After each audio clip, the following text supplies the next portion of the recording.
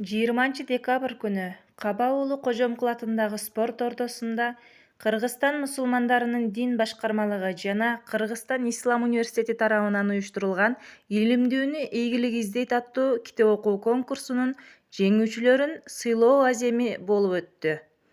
Аземдин биринчи бөлүгүндө тарбиялык маанидеги роликтер коюлуп, кызыктуу конкурстар, Абдышүкүр Ажы Нарматов баш болгон дин аалымдарынын баяндары жана тамак-аш жарманкеси болду.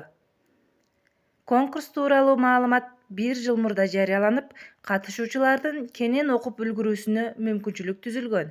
Өчпөс өмүр, Бакыт ордосу, Ыйман бутактары аттуу 3 китептен түзүлгөн тест түрүндөгү сынак 11 декабрь күнү 7 облустун район шаарларынын билим берүү мекемелеринде, медреселеринде мырзалар үчүн өзүнчө, айымдар үчүн өзүнчө уюштурулуп, жалпы өлкө боюнча 33 жерде болуп өткөн.